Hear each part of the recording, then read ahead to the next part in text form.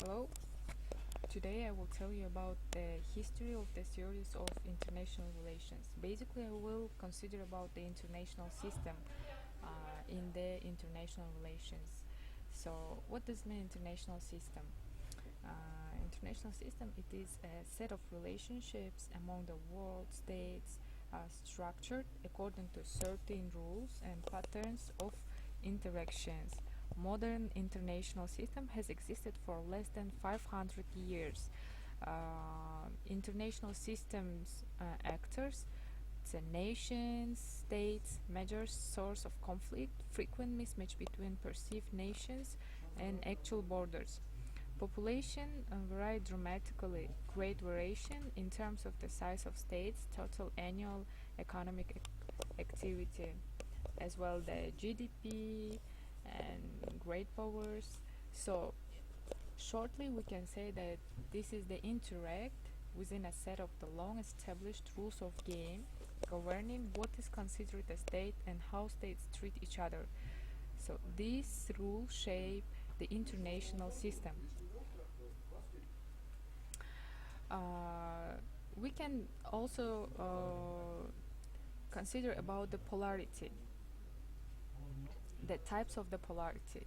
So polarity it is a system refers to the number of blocks of states that exert power in international system. There are three types of the polarity. Multipolarity. The first one, it's a system in which several states possesses a considerable degree of political influence. And best recent example, the world before World War One. And the second one, it is the bipolar or the bipolarity. The best example, this is the Cold War during the 1947 and 1991. So bipolar, this is, as you see on this slide, it means two poles of power. Hostility between the two poles is the main characteristics of a bipolar system. Each of them tries to eliminate the other bloc by undermining it if possible and by fighting it if necessary. So the risks are acceptable. Of course, in order to increase power, it is necessary to bring new members into your bloc and preventing others from joining the rival bloc. And the third one, it is unipolarity. So unipolarity stress about a system in which one state possesses the most political influence. So best example it is the United States after the Cold War and the end of the Soviet Union, like the collapsing of the Soviet Union made US to become one of the superpower.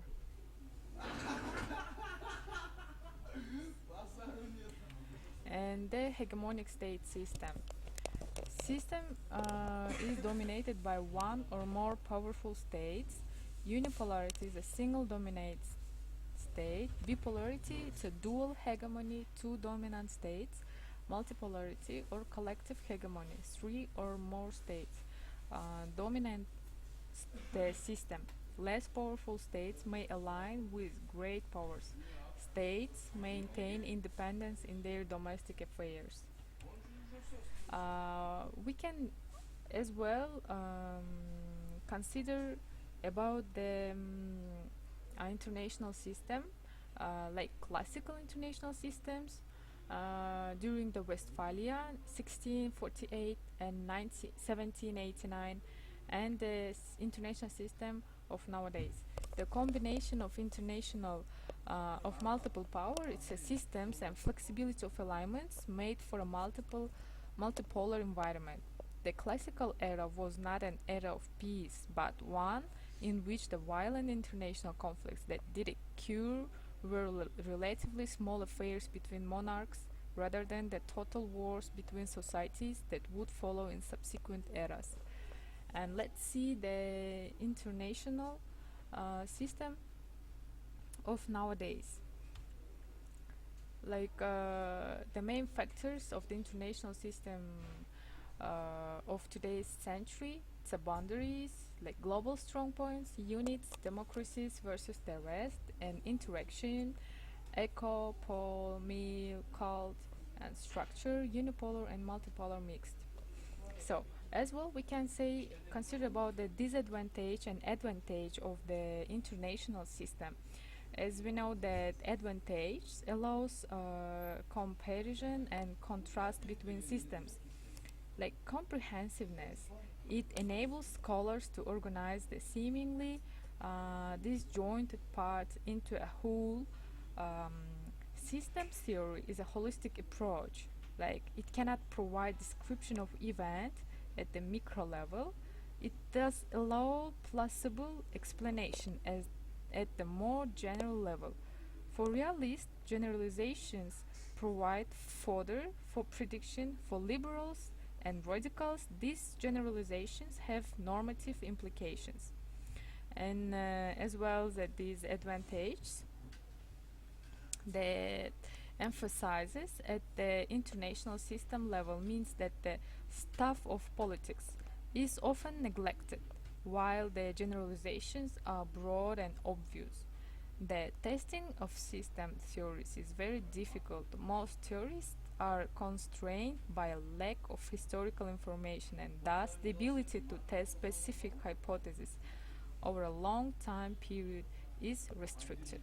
So the problem of boundaries, does not the notion of the international system mean the political system? Like what factors lie outside the system and what shapes the system? So the idea of a single international system is largely a creation of European thought. It may be better to think of multiple international systems over time, like Imperial China or the Ummah is a community of Muslim and these kind of like state systems. Well, for today, I might to conclude my presentation. I hope it was helpful for you if you see or watch it further.